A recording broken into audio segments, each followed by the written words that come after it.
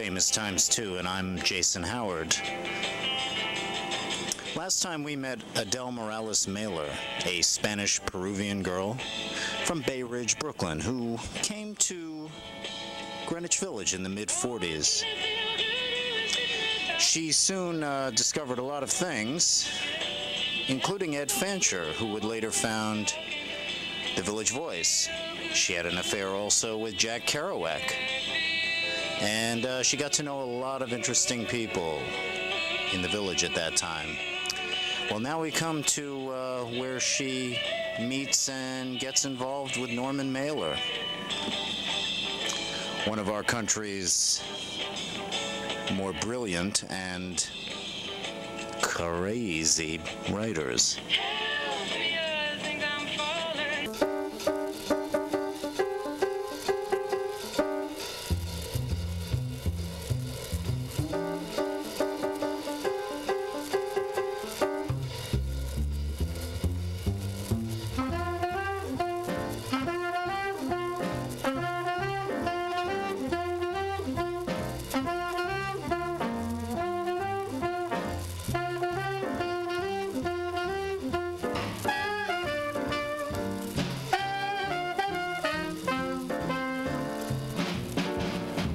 So this was not the kind of architecture that was here in 1940. Sure wasn't. 47 when you moved in here? Oh, it was a beautiful tenement. It was probably it was my first apartment, and it was probably the most beautiful tenement in the world to me, you know.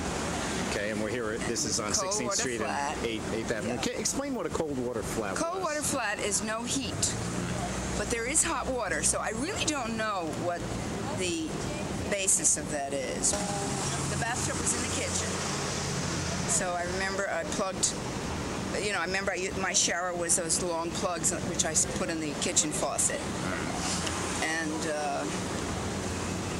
but to me, as I said, it was the most beautiful place in the world. It was my first freedom that I had from my family. What did you do for heat besides making love? Kerosene stove. Kerosene stove. Kerosene stove, which when I remember getting, home from work and it was freezing there, so I lit the kerosene stove and it was wonderful. In this own apartment, right? Oh, well, that was when kind of a new thing? I moved out of my house to a great uproar.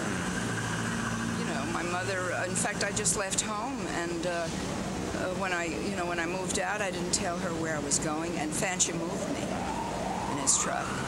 I didn't tell her where I was going, and she put a detective to find me, and which I was furious about. And how old were you? I was no kid. I mean, I was really almost 21. Yeah. And, but still, that was a pretty way out thing to do, huh? Oh, to move out of my house, and no woman had ever done it in the family. The way you got out of that house was to get married. I chose another way. And I went to the movies with my cousin Margie, and I was reading the Times in bed, and the phone rang, and it was Dan Wolfe. And he sounded a little tipsy. And what time of night was this? About 2 o'clock in the morning. Right.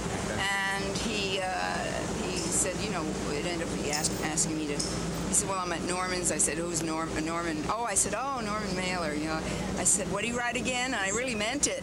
This is for the people who think I'm a writer fucker, because I didn't know. I mean, I knew from Dan. Dan was a good friend, and I knew Dan would talk about him. But I was so self-absorbed. You know how. So he was more dead than naked in your mind at that time. Exactly. Right. And so I really, I hadn't read his book, and as I said, I was very self-absorbed, as only a young girl can be, and so he said, well, why don't you come up there? And of course I refused. I adamantly refused, and then he said, just a minute, and he put himself on, and there was this purr, and he talked me, he asked me, and I said no, and then is he a manipulator, a Class A manipulator. But it's okay, I wanted to be manipulated, probably. He read this beautiful section from Fitzgerald. And I found myself just saying yes. And I got dressed. He told me to put myself in a cab, and it was on him, I should hope. And I remember I came out in the street, and I walked down towards 8th to get a cab. And I thought, and that building wasn't there. It was all different. And I thought, my God, what am I doing? This is crazy, But I'll never forget that ride. We rode Was it taxi, huh? Was it something in his voice, or? Yeah, he had a marvelously sexy voice. Really? Because these days, when you hear him speak, he sounds kind of halting. Oh no, no, he's a little gruff. Halting, gruff, and But he had a marvelous phone voice. Still has, actually, and took my life changed. See, you never know. Changed from that moment. And I always remember that cab ride, because we went around Grand Central, around that building, in that underpass or overpass. What is it? Yeah, the overpass. There, yeah. And I always remember, to this day, when I take that ride, I think of that part of New York. I remember that so well. And there he was when I came in the room. I can still see it. I can still see him sitting there, and these kind of oversized, baggy jeans, or dungarees as we call them then, and a checkered shirt, and marvelous hair, like yours, sort of.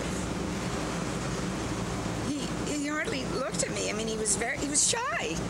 Our Mr. Mailer was shy in those days. He'll deny it, but he was a little shy. So, hoop earrings and his scarf, and and I had my, fuck you manner, in your face manner, and which I hid because I was a little shy too, and. You had your Latina, I'll eat you alive. Yes, thing, exactly. Yeah. Exactly, and I'm sure that. We sat. I introduced him. Had he been hearing about you from Dan, or? Well, we had an incredible. I'm going to tell you the story, which should have been in the book. That scene where, with Ed, when we broke up, I was devastated. Yes. And, where I got very drunk that night. Yes. And accidentally, mind you, and it is an accident, I did not try to cut my wrist purposely. But I was so drunk, and I broke the bottle, and I did cut myself. Yes. Norman told me that he was visiting Fancher with Dan, introduced them, and they were sitting in my old flat where I lived, Semi lived with Fancher. And he said he heard this voice, and he never, screaming over the phone, he said, my God, the anguish in that voice, because I was screaming it at you, son of a bitch, and he heard this very clearly, and he got curious as to what was behind this voice. Yeah. So how long between then and when he called you that night? Oh, quite a bit of time. Quite a bit of time. He remembered. He remembered that, and it's amazing. So he knew me in a way, my voice, before I ever met him. You're most vulnerable in a sense. Exactly. His first encounter with you was when you were shedding blood. Yeah, that's it. Wow, I never thought of that. Very interesting. Pretend. Well, this is the Bowery. I'm not sure. But, and this is, what street is this? We're way off. We're not, this is 2nd Street. No, I'm sorry. This is 1st Street. 1st Street. We're between Bowery and 1st now. My God, I think we're here. So same building. Kenneth Koch. You remember him? He was downstairs. Yes. And I think, wait a minute. Oh my God. No, because see, I had, maybe that was it. Yeah. Top floor. Are you on the top floor? Okay. Oh, here's the man himself, the guys I was just talking about. This was, you mind? Behind this is... You mind? Behind this is the Church of All Nations. Yeah, we just came from it. No, I had that view from my apartment. No, I lived here 40-something years ago. It's not there. And this is early 50s, right? Sure was on Houston. This is Houston? Yeah. Don't you think? And where's Katz's? Which direction? Katz's is that way, about 4 blocks. Yeah. No, but this was it. Yeah. But that park wasn't as developed or whatever. They didn't have it as, Are you still married with Norman? No, I just have a book out now. I'm interviewing her for public access. Yeah, I was divorced for 30-something years. Yeah, he had another wife, an English wife, didn't he? Yeah, Lady Jean Campbell. He had 6 wives. Yeah, right. And 9 children. I met Norman a couple times. I went to a party at his house over in Where? over in Brooklyn. Interesting. He used to hang out in the bar over on Christopher Street. Some of the same. Yeah, I know he hung out quite a few, but I know he did hang out there. Yeah. You know, we've been divorced a long time. We have two beautiful grandchildren and two daughters. I was, you know, we had a kind of rough ending to our marriage. So. Yeah, I know. You know about it. Yeah, well, I don't know any details of your life. But I know that Norman's thing was rough. He was rough to live with. Yeah, He was right. always wanting to, you know, box. If he was Yeah, standing right. here now talking to you, you go, hey, Yeah, how are you, pal? You know. I kept him from getting his ears boxed one day. I'll bet. This Really? little Don't tell me Irish, the this story. little Irish guy, Thomas from Boston, was Yeah. feeling mean, you know. Tom who, Curran? Tom Curran, yeah. You knew Tom Curran? Yeah, I knew. Oh, Norman loved him because he was a boxer. He was Really? yeah. Were you a boxer or at one time? No, he's a super, even more dangerous. I mean, huh? Barroom brawler. Oh, I see. Yeah. Well, if I ever see the old man, I'll tell him that I ran into you, you know. You tell him Bill Cady, he'll remember me. Bill Cady, that's right. I'm sorry, I said Gaddy before. Cady. Yeah, right. Yeah. Yeah, I used to run into him 3 or 4 bars over there. We hung out with him, Oh, yeah. some of the same people, right? Yeah, this was in the 70s. 60s and early 70s. Yeah, right. Yeah, yeah. He was doing a lot of drinking in those days. You know, it's what they say in Spanish. Entonces, ¿qué pasó en este lugar? Oh. Well, this is probably the happiest period of Norman's life. You know, with everything that's happened, and the riches and the fame, and I say this in all humility, and, you know, probably sniff at me, you know, if you heard me, but I think that, you know, he wanted to be bohemian, he wanted to be, you know, he wanted to live like the people. He's come a far way, I must say. And so I lived here first. Ed Fancher moved me. You know, we were keeping the family. He moved me from here from 16th Street. And as a matter of fact, Dan Wolfe had told me about this apartment. He had found it for me because this was my apartment and this was his, and adjoining was the John, a pull chain John. And that's what joined our apartments with a door in between. And so I moved in, and then Norman would come over to see Dan and me, and we go, you know, we go over to Katz's, have a great time. And then eventually Norman was up on 64th Street, I think that's where he was, or somewhere like that. And the apartment, I think, adjoining mine was vacant. This was my apartment. The one in back of it was vacant. So he decided, I think, to move in there. Then Norman decided to tear down the wall between our apartments because, you know, obviously it made sense. And so he proceeded to, without the supers or the owner's consent, and he proceeded to tear down this wall. I remember we did it, and we would all carry the debris down at night because it was against the law to put it in. And then he'd walk down and put it in front of somebody else's door. We tore down this wall, and he did it, you know, he knew where the beam was, and he knew it was safe. Well, he was an engineer before he became a writer. He went to Harvard, and he was an engineer. And then he switched to writing. So, interesting transition there. Yeah. And and I remember the landlord coming up saying, and he was a Jewish landlord, and he knocked on the door, and he said, it's Mr. Shapiro or something like that. Whatever the name is. I'm not being anti-Semitic. Am I? Huh? No. Okay. And, he said, hi. He said to Mr. Shapiro, and he says, look, he says, I want to know what you're doing here. He says, all this plasters, these tracks, I want to see. And he comes in and he says, what did you do to my apartment? He said, look at that hole. He said, what are you doing? Conversation. And then he found out that, he says, Norman Mailer, the writer, you're Norman Mailer. He said, what does your mama think about your living like this? And Norman said she wouldn't like it. He says, Norman, and he was very excited about me. So all was And- forgiven at that point, huh? Well, I guess so. I guess so. Until what, 53? We're about 2 or 3 years. And then you moved down to Monroe Then Street. we moved to Monroe Street. Way downtown. I can't keep track of the places we moved. We moved so much.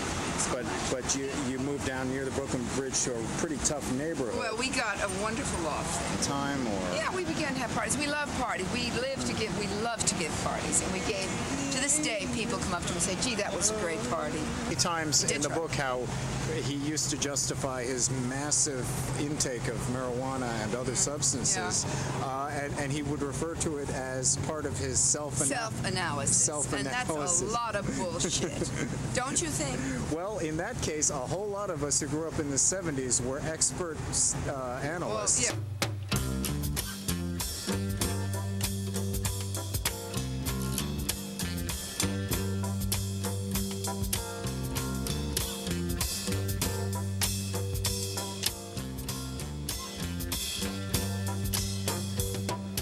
Up in the sterilized room where they let you be lazy,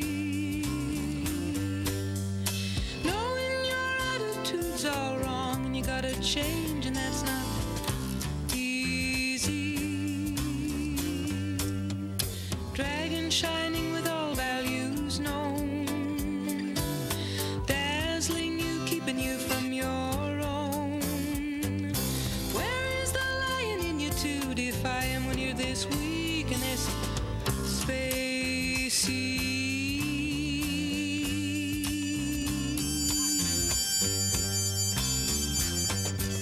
So what are you gonna do about it? You can't live life and you can't leave it. So this is Perry Street, part of the old village, and you came here after after you lived those couple of years in Connecticut. Yeah, after we fled Connecticut because we hated it, Well, you read it. And so we're talking So- about late 50s here at this point. This is where I got pregnant, in this place.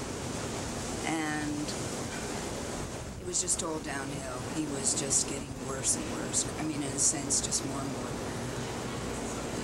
more, more and more distant and crazy, and more drinking, more unfaithfulness. God, I remember something. You always know maybe when a marriage is on the rocks when he said to me, look, why don't you have a vacation? I'll pay for it, and I'll go have my vacation. And I remember, I guess I was very naive, because I remember just bursting into tears and feeling... You said that when Connecticut was a little better, although things were coming apart there. But when the business it was about the vacations better. really no, was a it was signal? much better. And then, he dropped this in my lap, one day. And I remember sitting in that room in the living room and listening to the radio and hearing him on the radio talking about joyful promiscuity. So when he came home and went through that door, I hit him with the frying pan. So, what do you mean joyful promiscuity? How dare you? And then I remember he went off on just to a boxing camp. He's big in boxing, and he was invited to a training. It's in the country somewhere. Only he was never there because I knew it. And he came home 3 days later, and he looked like he'd been rolling in the gutter. And he said, oh, you know what I learned there? I learned that you can cut a grapefruit, and then you know how you can keep it fresh? You put it up, the cut part in a little bowl. And were there any other helpful kitchen hints you learned from Norman Mailer that you want to share with us? Well, he had a thing for tuna salad, you mentioned. I also love tuna salad. He has eaten that. I think that contributes to is a contributor towards his longevity. 1965. Right. In 1965, we pulled out a bookcase, and behind the bookcase was this postcard addressed to Norman Mailer. So that was the first time we knew that he had lived. Do you Should let her see what it looks like. Oh, could I just? Barrel kitchen, and there was another, but then we found a fireplace in the wall. Oh, we didn't know that. There was a closet over here. Idea. 2 rooms in the closet, and we found the God, fireplace. he's done it so beautifully. We opened it up and made a big kitchen. Oh, I'm envious because I lived here. It was a real dump. I mean, it was space, but it was a dump. We Right. haven't put on our new railing yet, and this used to have arches. We took the arches away. and a pillar. Right, we took the pillars away because we could never move our chairs back, our table. But this part's the same, and the fireplace we haven't touched. Yeah, and we tried to give this big party. We gave wonderful parties. It was a big bash, and about a week before Norman had laid out this enormous amount of money. I think we got overcharged for landscaping the garden. He put grass on. He put in an instant lawn. I guess clumps of lawn. However they did it, and I was so pleased. I loved my garden, and then we gave this party. And by the next morning, it went outside the party because we had so many people. I think that was the night we had Jack Kerouac and we had Steve Allen came. It was right over there. Oh God, I'm really reliving this. And so of course it was absolutely ruined. I mean, they tore up that lawn and everything, and I was heartbroken. But so we just let, I had 2 black standard poodles, so we just let them use it. Office now. They just put Norman would really get a kick out of seeing this, Yeah. This is all filthy from this work that Yeah. we did today, but look at this, a great size too. Ooh, nice. we Yeah. put all of this in just Very recently. nice, yeah. Great. And Yeah. then there's Well, You came by once right after we moved in. we came by? You did, I think. Me? What did I want? I remember you just saying that you lived here. Oh, really? But it was like, we've been here over 30 years. Oh, that was... So it was a long time ago. I dated Philip Roth? him. You dated Philip Roth also? I with him down there. Did you have sex with Philip on Roth? Perry Street, yes. No, but you did. Philip Roth. I dated him. Had his apartment or had a room or something over here, before Well, now I know where he got did it, the title for his book. What? Where do you live now? On the Upper East Side. I hate She's it, but I have a miserable. cheap apartment. You have a room for her? And I have to hang on to it because I can't come back here. It's impossible. The She's rent's gonna here make- without- Wasn't he part of that early Village Voice group? Yes. Oh, yeah, he started it. We're friends with Jerry Jerry Talmer? Towner No, with- and Ed Fancher? Adventure. Adventure, Ed Adventure's a good Fancher friend is of in my ours. book. He's my first boyfriend. big love. So have you had contact with him? I 'Cause he's saw still him. here. We see him all the time. Yeah, I saw him. You do? Oh my Yeah. God, I can't stand this. This is too close. We have a weekend house in a place called Gypsy Trail Club. And So you know Lillian, Lillian, his wife. no, his Vivian. wife. Vivian. Vivian, She has the yeah. same as Oh, the Fancher's in the book. Right. I And don't they know whether live he on likes Fifth it or not, Avenue. but He is big time in the book. They're on Well, he was, Fifth Avenue. We'll have he to was tell the them. most important man in my life. The first very important Shall we man tell in my him to life. contact you too? No, I don't think he's going to speak to me, though I did not say anything bad about him. The only thing is I said that he blew his nose too often. I don't know what was the worst thing. No, I've never seen him. He's a nice looking man. over that. He was wonderful. He's very sweet. Gorgeous. Oh, time Told us goes some of so those fast. stories about the early days in The Voice. Of The Voice, where they yeah. used to go around to the stands He and did try to sort get of them what- to sell the paper. He was like, he Oh, did the yeah. voice like you're doing He's this like, I'm guy. doing I was this, there yeah. when they Really? started it. We were, He said they trying used to think of carry It was names. of the people, and then that's what he said. They wanted a paper that was really written by people who wrote, and not just a. Oh, listen, Norman did a column which got more and more wild, and they had a big falling out over that because They had a lot of then they falling split outs, up I guess. with Norman. Yeah, Norman had fallings out with everybody, but it was a wonderful time. Well, there's one thing I guess I better not say that happened here. I was very sick. Anyway, what happened? I'd love to hear about it. Was it a menage or It was more than that. how many? A bunch of people. Yeah. Well, this is a program about the village. Oh no, I better not. Listen, I'm in deep shit as it is with him and with a lot of people. Jason, Yeah. I believe one is fated to meet someone, and I think, in a way, that we're fated to meet that certain person, and no matter how we try to escape it, it happens. Are you still angry at him? Well, I told you, every time something breaks down in that shitty apartment, and I'm That's think- That's being resentful. resentful, yeah. Or I even resent it. envious, right? Well, but I think he's, living so well and that he never really took care of me. A good friend of mine, she said, there's something in that book. You still have it for him. And I didn't deny. I said, look, a part of us, part of the people we loved very much, I think we carry a part of them. Are you doing a close-up? I hate you. Anyway, and, but I said,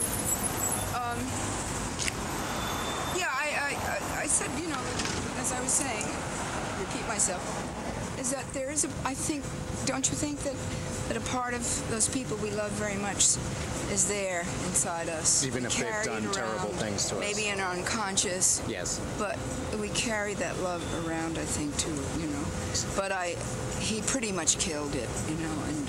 But there is. But there's you that acknowledge part there is a part when that you were, still loves him. The part that you remember when you were, very... when you were happy and in love. No, I'm saying, if you could have the same kids that you have today, and same grandkids, but a different person than Norman Mailer, would you do it? No, I wouldn't. Because in some ways he was good for me, and in many ways he was very bad for me. But you'd still do it again. To be with a man, I think, because I did learn a lot.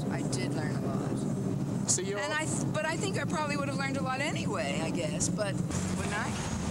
Yeah, but I think that's that's quite a bold admission on your part to say, first of all, to say that a part of you still does love that man back then. Well, and then to say that if you could do it again, you'd still not the stabbing or the bad stuff. No, but the rest of it. Yeah.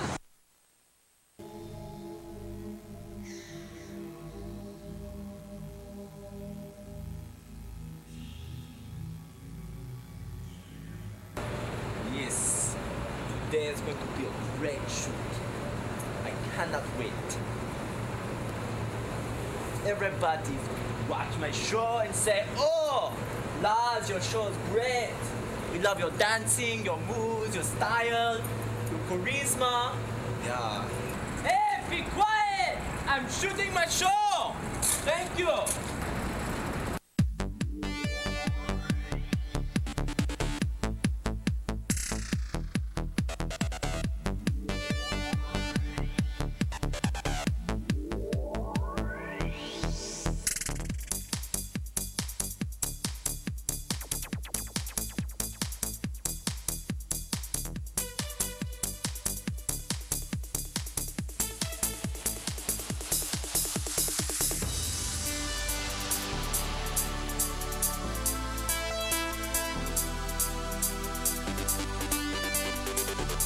I said, bum, boom, bim, ba, yeah. What the f*** are you doing up here?